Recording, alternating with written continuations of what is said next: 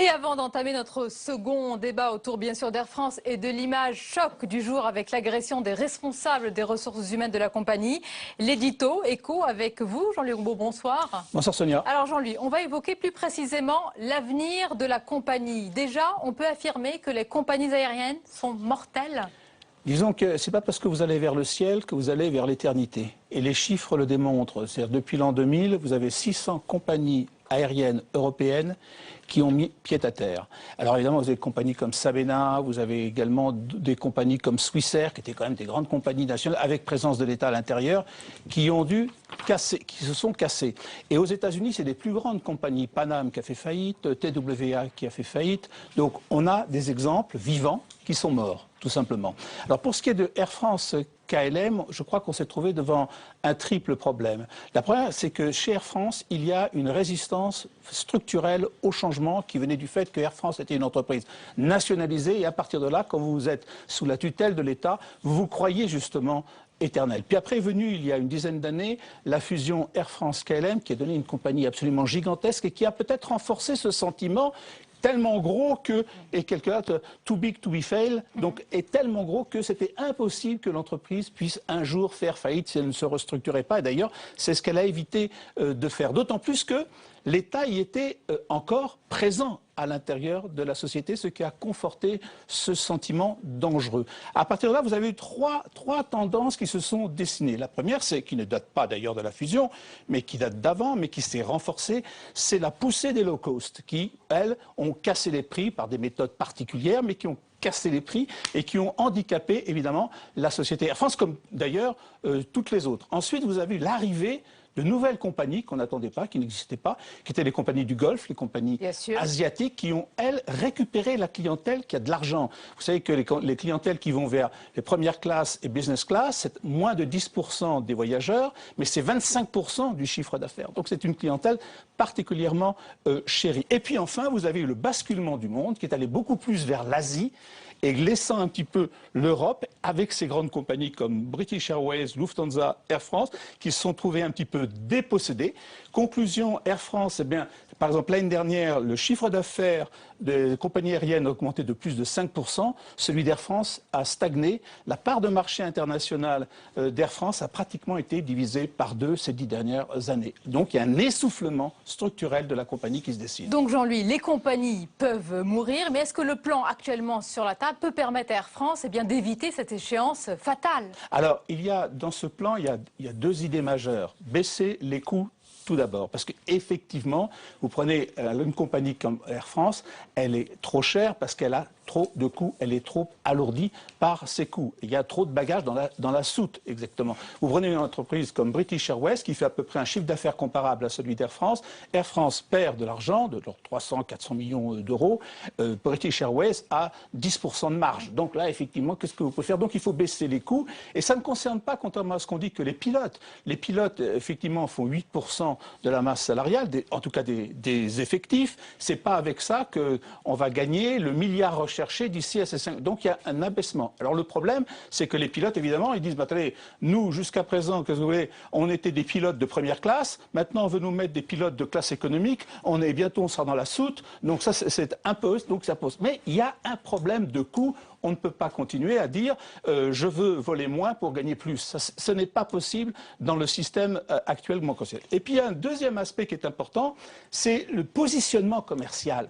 C'est-à-dire que Air France est pris en sandwich entre d'un côté les compagnies low cost qui sont pas chères et d'autre côté les grandes nouvelles compagnies du Golfe et asiatiques qui, elles, raflent la canne. Et donc, vous êtes coincé. Et donc, comment se positionner commercialement pour Air France? Voilà aussi le deuxième facteur qui essaie de résoudre le plan qui nous est proposé. Eh bien, justement, on va en parler dans quelques instants. Merci beaucoup, Jean-Louis Roubaud, pour votre analyse. Tout de suite, c'est le débat autour de l'avenir d'Air France, mais aussi les images et les violences du jour.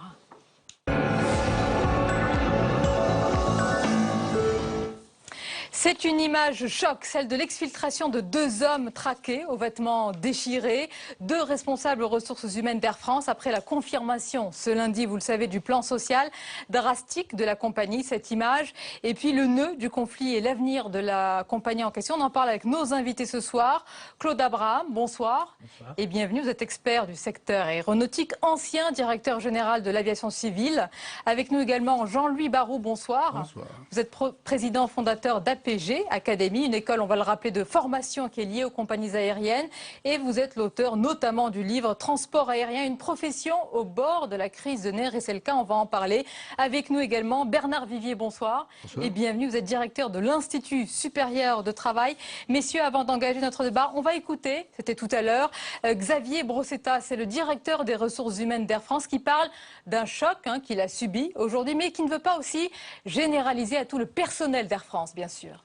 À titre personnel, je suis évidemment choqué et déçu, mais je ne voudrais surtout pas que l'opprobre soit jeté sur l'ensemble des salariés ou des organisations syndicales d'Air France. Voilà pour cette réaction mesurée. On a compris que Xavier Brossetta ne veut plus jeter de l'huile sur le feu. Je vous fais réagir, messieurs, quand même, à ces images qu'on a vues. C'est assez incroyable en France, en 2015, de voir ce genre d'images et de violence. Oui, c'est heureusement de plus en plus rare. Au XXe siècle, c'est-à-dire au siècle dernier, nous avions des violences qui étaient qualifiées d'éléments, de méthodes d'action nécessaires pour installer le progrès social. Aujourd'hui, heureusement, nous sommes au XXIe siècle et c'est la négociation plus que la grève ou la barricade qui construit le progrès social. Mais de temps en temps, on a des adhérences au passé. Notons que ce que l'on a vu, ce n'est pas du syndicalisme.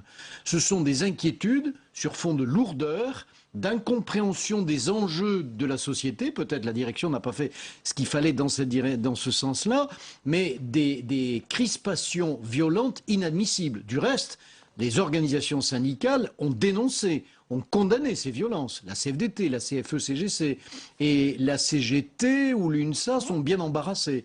Nous vivons là, nous avons vu là aujourd'hui non pas un acte syndical, mais un acte de voyou. C'est important de le préciser, on va y revenir, mais j'allais dire le mal est fait. Jean-Louis Barrault, n'oubliez pas que ces images, eh bien, elles ont fait un petit peu le tour du monde et pas seulement en France, on les a vues ailleurs. C'est aussi l'image de la France, l'image de cette compagnie. C'est dramatique. C'est vrai que ces images ont fait le tour du monde. C'est vrai que lorsque les clients en Chine, en Amérique latine vont monter à bord des avions, quand on leur dira bienvenue à bord, ils vont se poser quelques questions. Je trouve que c'est le désastre, cette affaire-là. Il faut imaginer, espérer que ce désastre n'est que très momentané. Désastre à ce point, vous êtes d'accord, Claude Abraham? Désastre à court terme, sans doute. À moyen terme, je pense qu'il est interdit de désespérer. Le risque est évident. Les personnels ont un peu de mal à en prendre conscience.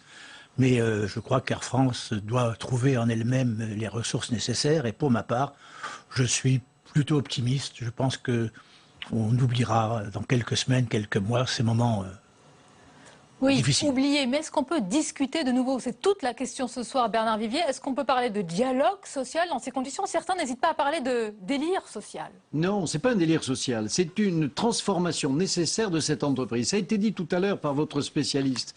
Cette entreprise est restée encore sur une culture que l'État peut tout et résoudre tous les problèmes, que mamie va pouvoir payer. C'est fini, on ne peut plus. Les marchés sont mondiaux, notamment le domaine du transport aérien, bien évidemment, et il faut organiser la concurrence, répondre. Air France a mis 20 ans avant de se doter d'une filiale low cost, 20 ans après les autres. Après Ryanair, après EasyJet. Donc il faut développer des logiques de négociation et non pas des logiques qui font qu'on attend tout de l'État.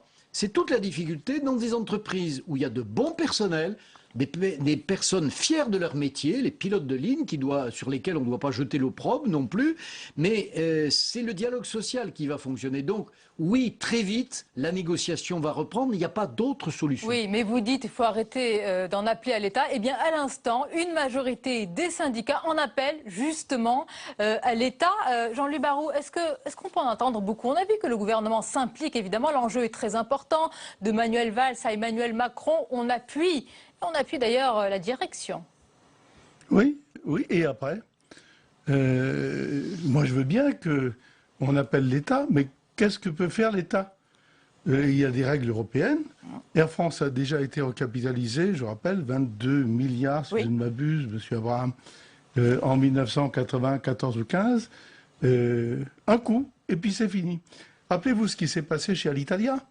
M. Berlusconi a tout fait, a mis tout le poids de l'État pour sauver Alitalia. Il n'a jamais pu le faire, parce que les règles européennes s'y opposent.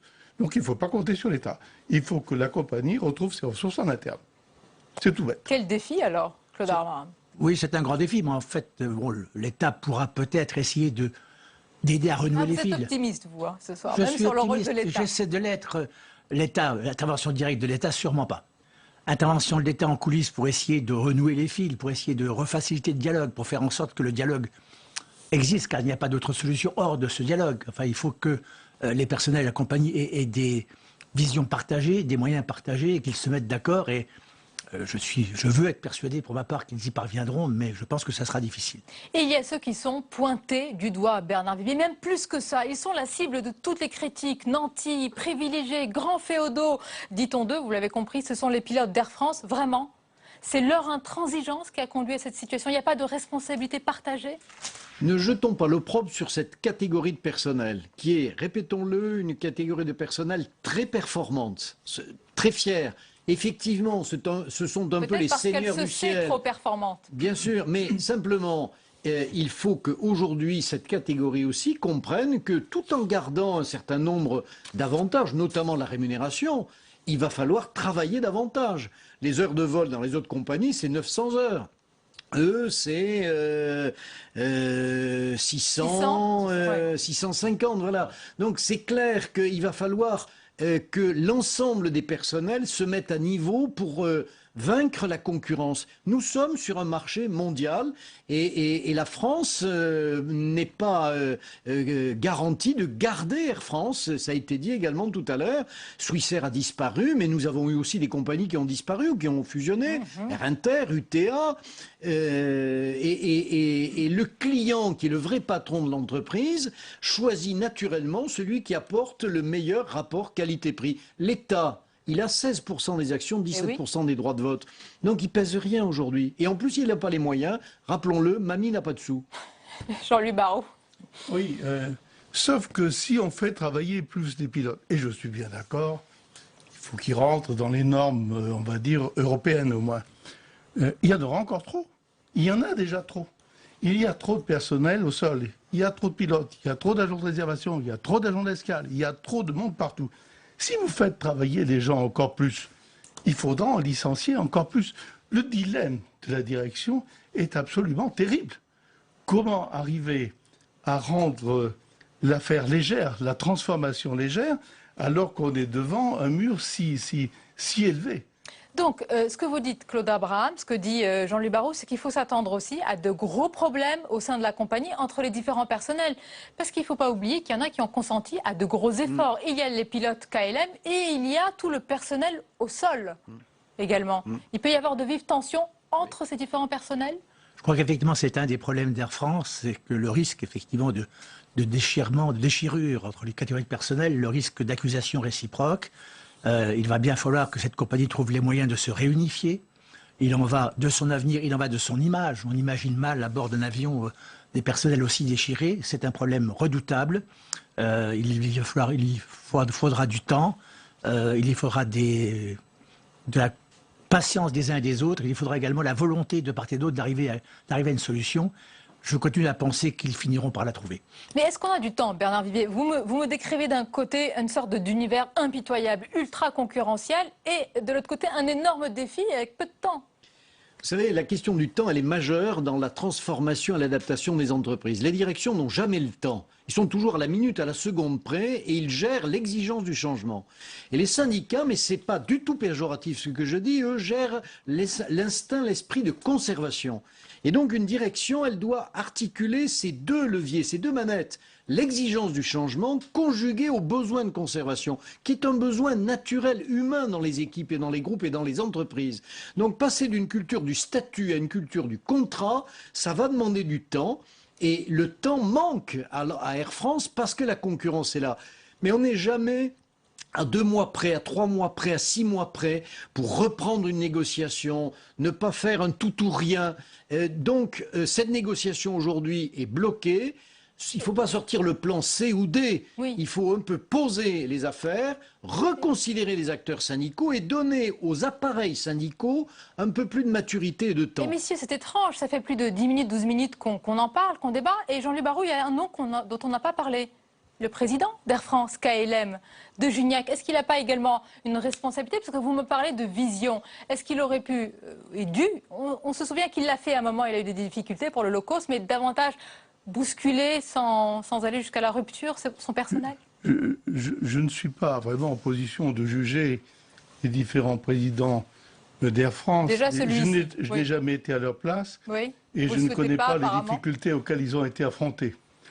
Ce que l'on peut dire néanmoins, c'est qu'il y a au moins quelques présidents, et dont un est Christian Blanc, qui a réussi à faire un choc à la compagnie aérienne et qui l'a transformé à l'époque. Je rappelle qu'à l'époque, la compagnie, forcée, hein. c'était extrêmement difficile. La compagnie était dans un état difficile et il a transformé le modèle d'Air France, qui était une compagnie de pointe à point, il l'a transformé avec le système de hub, qui probablement doit être abandonné pour l'instant. Pour l'instant, je pense que le système de hub est en train de tuer la compagnie. Mais ça, c'est une opinion tout à fait personnelle. Vous nous expliquerez pourquoi vous n'êtes pas d'accord. Oui. Et donc, c'est vrai que les présidents ont une responsabilité particulière. Mais enfin, ils ne sont pas les seuls, il faut bien que tout le monde s'y mette. Donc il est un petit peu facile de jeter l'opprobre sur tel ou tel.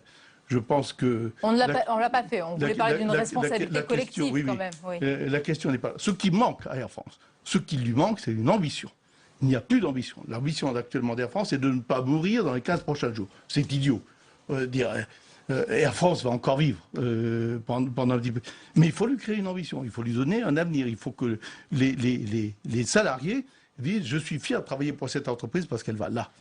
Claude Abraham, c'est vrai que les salariés disent qu'ils sont fiers de l'entreprise et que les Français disent aussi qu'ils sont fiers de leur compagnie parce que Air France, ça fait partie de notre patrimoine français. On ne peut pas imaginer qu'elle disparaisse et pourtant les compagnies meurent. Il y a tout un enjeu un peu plus important, national et même dans notre inconscient de ce que représente Air France. Oui, sûrement, je crois que vous avez raison, ça fait partie du patrimoine, mais l'expérience montre que quelquefois le patrimoine peut tomber en ruine. Il a été rappelé tout à l'heure que les compagnies pouvaient mourir, on a rappelé le sort de la Paname, de TW et quelques autres. Oui, le risque de disparition, non pas du nom d'Air France, de la marque Air France, mais de l'autonomie d'Air France existe, le risque d'une prise de contrôle par des étrangers, le risque d'une fusion avec une compagnie européenne. On sait qu'il y a beaucoup d'appétit qui s'aiguise en ce moment. Oui, peut-être. En tout cas, ce risque existe. Effectivement, le risque qu'un jour le pavillon existe, mais sous une forme un petit peu détournée avec des centres de décision qui soient hors du territoire, ce risque est un risque certain. Et par conséquent, je le répète, il appartient à l'état-major, à la direction et au personnel de trouver rapidement, le mot rapidement, effectivement, ne signifie pas forcément dans les heures qui viennent, les moyens de renouer un dialogue, de retrouver une ambition commune et de retrouver les moyens de cette ambition.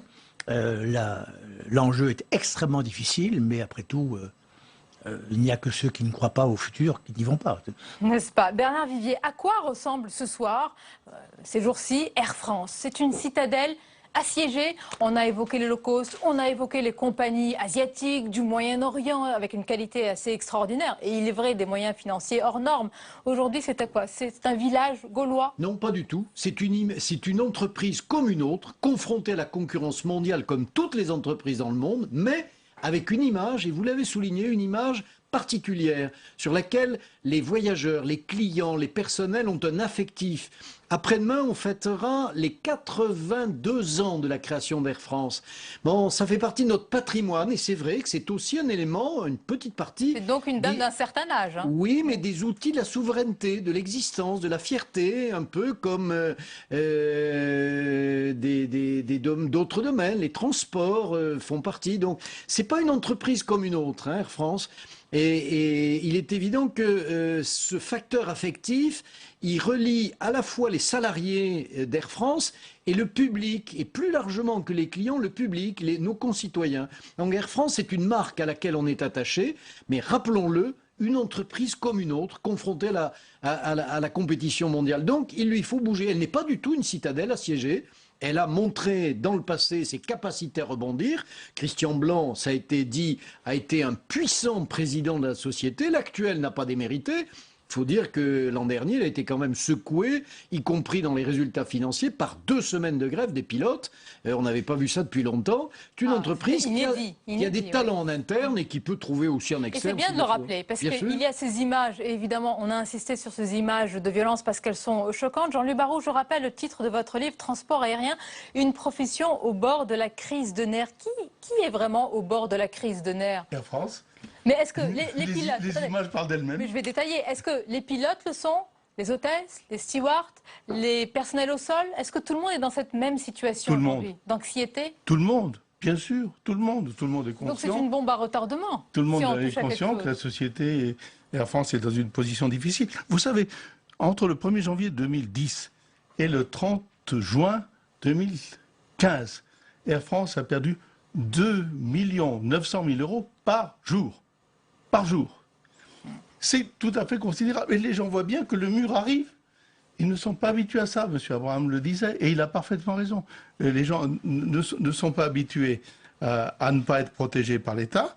Et donc, c'est un vrai choc pour eux, bien entendu. Un choc terrible. Un choc terrible. Émotionnel. Oui, c'est vrai. Psychologique aussi. On ne peut pas imaginer, Claude Abraham, que ce soit les pilotes qui précipitent ainsi la compagnie contre le mur. Ils ne se font pas harakiri quand même.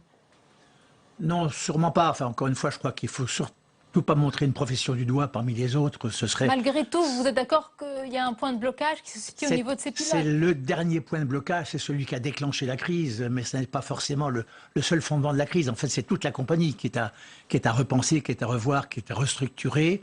Les pilotes ont peut-être effectivement mis le feu à une mèche qui était déjà toute prête à brûler. Je vous laisse poursuivre votre propos, mais est-ce que vous pouvez nous rassurer sur un point? Parce que ces pilotes affirment que s'ils vont travailler davantage, il pourrait y avoir des conséquences en termes de sécurité. Et là, c'est un sujet qui nous concerne tous. Donc, cet argument ne vaut pas? La réponse est non. Je ne vois pas pourquoi Air France serait moins sûr que les compagnies européennes où les pilotes travaillent davantage. Donc sur ce point-là, on est rassuré. Totalement. Bernard Villiers, maintenant, quelle peut être la suite? Qu'est-ce qui va se passer? Est-ce qu'on peut imaginer qu'on va se mettre autour de la table, que mamie, pour reprendre votre expression, l'État va venir, attention, il va dire attention, Air France est notre patrimoine, on ne peut pas laisser tomber Air France? L'État ne peut pas intervenir. L'État ne veut pas intervenir précisément parce qu'il ne le peut plus. Donc, ce n'est pas la peine d'avoir des désirs si on ne peut pas les réaliser. Mais alors, ce sont des mots, des paroles et des paroles, Par contre, compte tenu de l'image, de ce que représente Air France, l'État ne peut pas manquer de suivre de très près. Et on l'a vu aujourd'hui, le Premier ministre, le ministre des Transports se sont fortement engagés dans une direction en disant ce plan de réforme doit être mené sans pour autant dicter la conduite du président ou du DRH de la société. Est-ce qu'ils vont tenir cette fois-ci? Rappelez-vous, quand il y avait eu la crise par rapport au low cost, il y avait eu une parole du gouvernement et puis le ministre des Transports qui avait dit non, finalement on peut lâcher, la grève est inédite. Alors vous avez raison, ça a été un élément embarrassant pour la direction. Nous avons un peu évolué depuis une année. Nous sentons, et d'ailleurs des éléments de grande compétence, y compris dans les cabinets ministériels, vont venir renforcer les équipes, y compris la direction des ressources humaines à Air France. Donc on sent bien que c'est un sujet sensible. Mais il n'y a pas d'autre solution, et ce n'est pas exagéré de le dire, que de créer les conditions pour une reprise de la négociation. Voilà. Direction, organisation syndicale. Il va falloir un temps un peu de décompression et de décomplexion. Claude Abraham, pour conclure, parce que vous êtes un expert reconnu de ce secteur aéronautique, vous avez été ancien directeur général de l'aviation civile entre 1976 et 1982. Quel regard vous portez? Est-ce que vous êtes même triste du sort d'Air France? Triste, pas encore. Je le serais si effectivement Air France était en train de mourir. J'ai effectivement, il y a 3 ans, commis un rapport dont le titre était « Les compagnies aériennes peuvent-elles mourir ?» La réponse est oui, si. Mais tout est dans le si. Et je reste pour ma part confiant.